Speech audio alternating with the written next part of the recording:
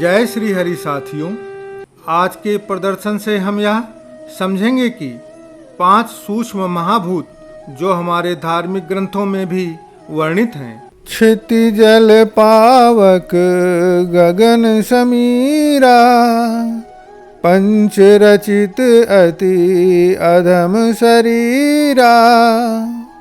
तो क्या इन्हीं पंचभूतों से समस्त ब्रह्मांड की रचना हुई है, या हम अपने ऋषियों अथवा पूर्वजों द्वारा जो हमें ज्ञात कराना चाहते थे उसे समझ ही नहीं पाए हैं। जैसे जिस अंतरिक्ष को हम देखकर मानते हैं कि यह आकाश तत्व है, पवन को महसूस करके हम उसे समीर तत्व समझ लेते हैं, चर और अचर को देखकर पृथ्वी तत्व का अनुभव करते हैं, समुद्र नदियों आदि को देखकर जल तत्व और आग को देखकर अग्नि तत्व समझते हैं। साथियों, यह सत्य है कि समस्त ब्रह्मांड 5 तत्वों से ही बना है, जिसे हम भगवान कहते हैं। यदि हम इस भगवान शब्द का अर्थ समझें, भा से भूमि, गा से गगन, वा से वायु, वा के पश्चात जो आ की मात्रा है, इसका अर्थ है अग्नि, और ना का अर्थ है नीर। इन्हीं 5 तत्वों से समस्त ब्रह्मांड का निर्माण हुआ है। परंतु आज के समय में हमें कुछ और ही बताया जाता है। जैसे गुरुत्वाकर्षण की खोज न्यूटन ने, परमाणु की खोज डाल्टन ने किया, और पार्टिकल नील्स बोर और रदरफोर्ड ने किया है। इन लोगों ने इनका आविष्कार जरूर किया है, परंतु साथियों, इनकी खोज हमारे पूर्वज ऋषियों और मुनियों ने आज के कई हजार वर्ष पहले करके इन्हें हमारे धार्मिक ग्रंथों में कलमबद्ध भी कर दिया था। यूएसए के कैलिफोर्निया का महाविद्यालय भी यह मान चुका है कि गुरुत्वाकर्षण की खोज न्यूटन ने जरूर किया, परंतु उनसे पहले ही भारतीय ऋषियों ने इसकी खोज कर दिया था। वैश्विक दर्शन में परमाणु के बारे में भी विस्तार के साथ चर्चा किया गया है। अभी हमारे वैज्ञानिकों ने ग्रेविटॉन नामक पार्टिकल की कल्पना की, जिसके कारण गुरुत्वाकर्षण अस्तित्व में आया है। अर्थात यही पार्टिकल जब पृथ्वी से या दूसरे ग्रहों से निकलता है, तभी गुरुत्वाकर्षण एक महान ताकत बनती है। तो मित्रों, गुरुत्वाकर्षण का मुख्य स्रोत हुआ यह ग्रेविटॉन। जिन्होंने इसे खोजा वह प्रशंसनीय है, परंतु साथियों, graviton, electron, quark, neutrino, photon, यह सब हमारे वैदिक मंत्रों के द्वारा भी बनते हैं। अभी के समय में यह किसी को ज्ञात नहीं है कि ग्रेविटॉन पार्टिकल कितने वैदिक मंत्रों से, किन वाइब्रेशन से निर्मित होता है। जैसा कि आप सबको ज्ञात है कि स्ट्रिंग थ्योरी कहती है कि ये सभी पार्टिकल सूक्ष्म स्ट्रिंग से निर्मित हैं, और स्ट्रिंग थ्योरी इसके आगे कुछ भी कह सकने में अभी असमर्थ है। परंतु मित्रों, आप यह जानकर आश्चर्यचकित होंगे कि हमारे वैदिक विज्ञान, वेद और ब्राह्मण ग्रंथ इन सभी पार्टिकल में कौन कौन से स्ट्रिंग होते हैं और कितने स्ट्रिंग होते हैं, वह कैसे कार्य करते हैं, या स्ट्रिंग भी किसके बने होते हैं, और वह पदार्थ जिससे ये स्ट्रिंग बने हैं वह किससे बना है, इस ब्रह्मांड की प्रारंभिक अवस्था कैसी थी, इन सब पदार्थों और सिद्धांतों की हमारा वैदिक विज्ञान अर्थात वेद विस्तृत व्याख्या करता है। हमारे कहने का तात्पर्य केवल यह बिल्कुल भी नहीं है कि ग्रेविटी की खोज न्यूटन ने या महर्षि कणाद ने किया, बल्कि यह भी कह रहा हूँ कि जिस ग्रेविटॉन के बारे में आज का विज्ञान शोध कर रहा है, उसी ग्रेविटॉन की तत्वतः व्याख्या हमारे वेदों ने पूर्ववत किया हुआ है।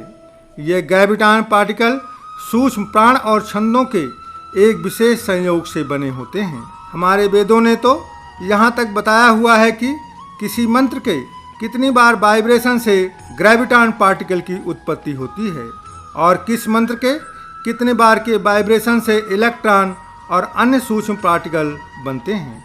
हमारे वेदों में लिखा हुआ गायत्री मंत्र, जिसमें सभी मंत्रों से अधिक वाइब्रेशन उत्पन्न होता है, और यह हम ही नहीं, विदेशी यूएसए और यूके के वैज्ञानिक भी मान चुके हैं। साथियों, ओंकार शब्द के अंदर इतनी अधिक वाइब्रेशन है कि जिसे हम महसूस नहीं कर सकते, केवल और केवल हमारा शरीर इसे महसूस कर सकता है। साथियों, जहाँ पर आज का विज्ञान समाप्त हो जाता है, उसके आगे से हमारा वैदिक विज्ञान प्रारंभ होता है।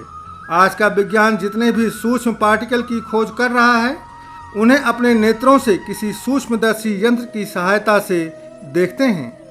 परंतु अब बड़े बड़े भौतिक शास्त्री और वैज्ञानिक कह रहे हैं कि इन सूक्ष्म कणों के आगे की खोज फिलहाल अभी के लिए संभव नहीं है, क्योंकि जब तक कोई और विकसित सूक्ष्मदर्शी जो और सूक्ष्म पार्टिकल को दिखाने में सक्षम हो, उसका निर्माण नहीं कर लिया जाता है। साथियों, उपरोक्त बातें जो हमने आपके साथ साझा किया, उसकी विस्तृत जानकारी इसी चैनल पर हमने प्रमाण के साथ प्रेषित किया हुआ है। यदि आप उसे देखेंगे तो यह प्रदर्शन आपको समझने में और भी अधिक आसान हो जाएगा, जिसका लिंक मैं आपको डिस्क्रिप्शन में दे दूंगा। तो साथियों, आइए हम समझते हैं उन 5 सूक्ष्म तत्वों से भी सूक्ष्म तत्वों के बारे में। सबसे प्रथम पृथ्वी। साथियों, हमारी पृथ्वी का निर्माण कई सूक्ष्म कणों के आपसी संयोग से हुआ है। हमारे प्राचीन ऋषि और ज्ञानी लोग परमाणु को पृथ्वी तत्व कहते थे। दूसरा तत्व है आपा तत्व, अर्थात जल। इस संसार में आपको जहाँ भी जल दिखाई देता है, चाहे वह सागर हो, नदी हो, झरने हो, तालाब हो, या खेत खलिहान या पानी की टंकी में एकत्रित हुआ जल हो, उसे आप जल कहते होंगे। परंतु प्राचीन ऋषि और ज्ञानी लोग अणु और आयन जिसके द्वारा जल निर्मित होता है, उसे जल या आपा तत्व कहते हैं, क्योंकि इन्हीं सूक्ष्म अणुओं और आयनों के संयोग से जल की उत्पत्ति हुई है, और इन्हीं आयनों और अणुओं को आपा तत्व या जल कहते हैं। तीसरा तत्व अग्नि तत्व। साथियों, वेदों में अग्नि को मित्र नाम से एवं इंद्र नाम से वर्णित किया गया है। जब कहीं हमें आग, यज्ञ या सूर्य को देखते हैं तो कहते हैं यह अग्नि है, परंतु यह अग्नि भी हमारे ऋषियों और मुनियों के द्वारा बताया गया है कि अग्नि में electron, quark, graviton, boson, photon, इन सब के संयोग से अग्नि की उत्पत्ति हुई है। यहाँ तक कि हमारे शरीर में भी जो अग्नि है, वह सब इन्हीं सूक्ष्म कणों के विशेष संयोग से बने हुए हैं। यह सूक्ष्म अग्नि के कई प्रकार हैं, जहाँ तक हमारा आज का विज्ञान अभी तक पहुँच ही नहीं पाया है, जैसे इंद्र तत्व, सोम तत्व, वरुण तत्व, अश्विनी कुमार आदि। तो वास्तव में यह सूक्ष्म तत्व ही अग्नि तत्व के नाम से हमारे ऋषियों ने परिभाषित किया हुआ है। चौथा तत्व वायु तत्व। साथियों, हमें जो पवन यानी हवा महसूस होती है, वही वायु तत्व है। परंतु मित्रों, यह वायु सुर पदार्थ, देव ऊर्जा, असुर पदार्थ और असुर ऊर्जा से, वैक्यूम एनर्जी, डार्क मैटर से निर्मित है। वायु तत्व अग्नि तत्व, जिसे हमने अभी समझा, उससे भी सूक्ष्म होता है, जिनके बारे में आज का विज्ञान कुछ भी नहीं जानता है, परंतु हमारे वेदों में इन्हें पूरी तरह से खोलकर वर्णित किया हुआ है। आज का विज्ञान कहता है कि इस देव energy, dark matter, dark energy को अगले कई हजार वर्षों तक ज्ञात नहीं किया जा सकता है। परंतु जैसा हमारे वेदों में वर्णन मिलता है, वायु तत्व के सुर एवं असुर ऊर्जा में जो पदार्थ होते हैं, वह है वृत्र, जो कि इंद्र के साथ युद्ध करता रहता है। साथियों, वेदों में इंद्र अग्नि के सूक्ष्म तत्व को कहा गया है। प्रातिव्य, पापमा आदि पदार्थों के नाम जिनसे वायु निर्मित है के नाम लिखे हैं। साथियों, आशा है आपने यह समझ लिया होगा कि यह हवा जो हमें महसूस होती है, जिसे वेदों में प्राण भी कहा गया है, इससे भी सूक्ष्म तत्व होते हैं जिन्हें वायु तत्व कहा जाता है।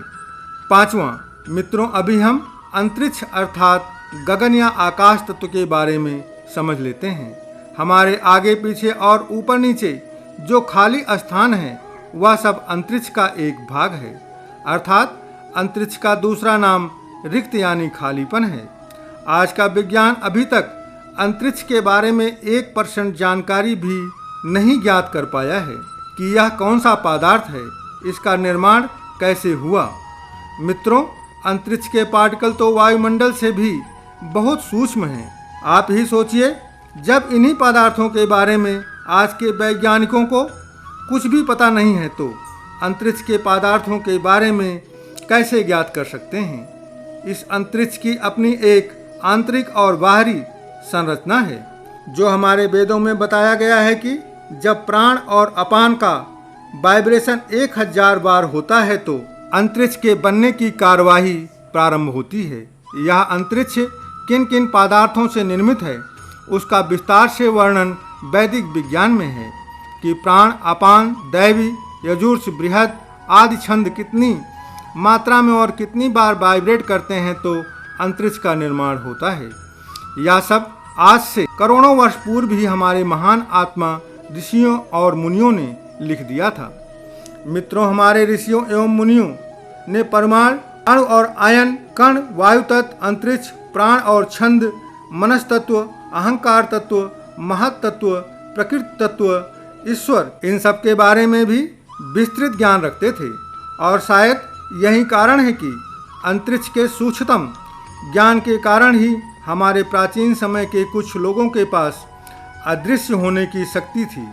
वायु तत्व का सूक्ष्मतम ज्ञान होने के कारण वह अंतरिक्ष में यात्रा या उड़ सकने में सामर्थ्य रखते थे और इन्हीं के कारण अन्य लोकों का निर्माण कर सकने का सामर्थ्य रखते थे। जैसे हमारे महान ऋषि विश्वामित्र, जिन्होंने त्रिशंकु के लिए एक नए स्वर्ग का ही निर्माण कर दिया था, जो आज के विज्ञान के लिए केवल और केवल एक कल्पना मात्र है। इन्हीं सूक्ष्म तत्वों का इस्तेमाल करके हमारे पूर्वज ऋषियों ने च्यवन ऋषि को दोबारा युवा कर दिया था, जो हमारे ऋग्वेद के 10वें मंडल सूक्त संख्या 61 मंत्र संख्या 1 से 3 पर वर्णित है। साथियों, इन्हीं सूक्ष्म तत्वों के ज्ञान के कारण हमारे ऋषियों एवं मुनियों द्वारा अनेक प्रकार के विध्वंसकारी अस्त्र एवं शस्त्र का निर्माण किया जाता था। साथियों, ये 5 महाभूतों से भी सूक्ष्म तत्व हैं, जिनके बारे में जानकारी आपको कैसी लगी, कृपया अपना विचार अवश्य प्रकट कीजिएगा। साथ ही साथ यदि आप चैनल पर नए हैं तो चैनल को सब्सक्राइब करके परब्रह्म भक्ति सागर परिवार का सदस्य बनकर मुझे अनुग्रहित करें। प्रेम से बोलो जय श्री हरि।